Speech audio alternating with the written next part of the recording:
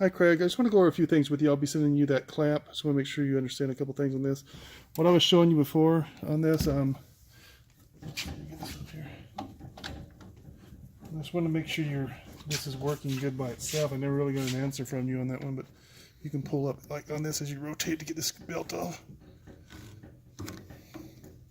Just want to make sure this is spinning good. You just freely it makes little to no noise when it's a good one.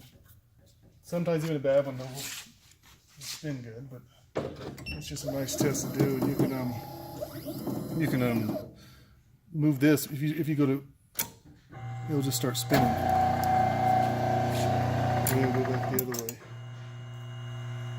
and then it'll air out eventually. But because the clamp's not actually going up. That just shows if it's got a nice spin both ways, a nice strong spin both ways, smooth, quiet, and stuff like that. You can just check that. I know you're going to replace it anyway, but I was just going to have you do that. The main thing I want you to do is just make sure this goes up fully all the way up and down. Very easy by hand. Maybe just a slight pressure to it as far as having to turn it, but nice and easy all the way up, all the way down. Nice and quiet.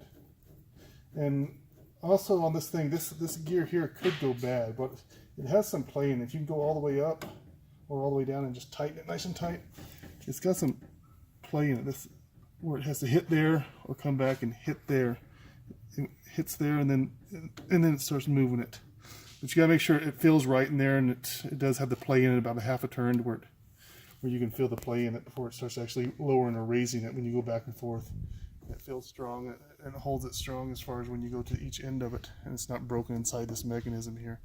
But I just want to make sure this clamp goes up and down smoothly by hand by itself, because if it's really stiff or something, it could be this actual whole clamp assembly is bad. But the other thing is when you put your clamp on, let's say you remove your clamp and you put the clamp back on. I'm going to show you. Here's the clamp. Here's the actual clamp I'll be sending you. Clamp motor. The clamp motor. And you got 3 wires here. This is the blue one. I'll have it taped. And as you can see, I'm going to turn this off. There's the 3rd blue wire that you'll be removing. So that one is easy to know where it goes. This blue wire is easy. You know where it goes. The other 2, the red and white one, it's hard to say. Depends on which board you have. And it's the only way to know is to actually connect it. So it doesn't matter what order you connect these 2 in. They just go on the 1-2 post. And if it's wrong, the clamp will just go in reverse. If it's right, it'll go correct. And I'll turn this one on, and you can see which way this one goes, because this one's correct. And I believe if it's right, when you first go to do a test cut with the belt off, this should spin counterclockwise. You can just push these 2 cut buttons here, Jeff. You can just push your 2 cut buttons and do a test cut, and that thing will spin. And you can see it is going counterclockwise. If you look down on it, it's going counterclockwise. So that's the way it should spin when you first push the cut buttons. And if it's spinning the opposite direction, counterclockwise, when you push the cut buttons, then you know to turn your cutter back off and reverse these 2 wires. They're on backwards. The 2 wires down there, they're on. You would know to reverse those back to the other way. You'd go white red instead of red white. So that's the only thing. If they're reversed, it will go. The clamp's going to go in reverse. If it's right, it will go correctly. So, and I like doing it before I put the belt on, because if you do it, it wants to come up and hit hard, and sometimes get stuck in the top position if it's reversed when you put it in there. So it's always good to just do a quick test with no belt and make sure this, with pushing the cut buttons, make sure it spins counterclockwise. The other thing is, I'm going to be sending this here to you. Just come over here.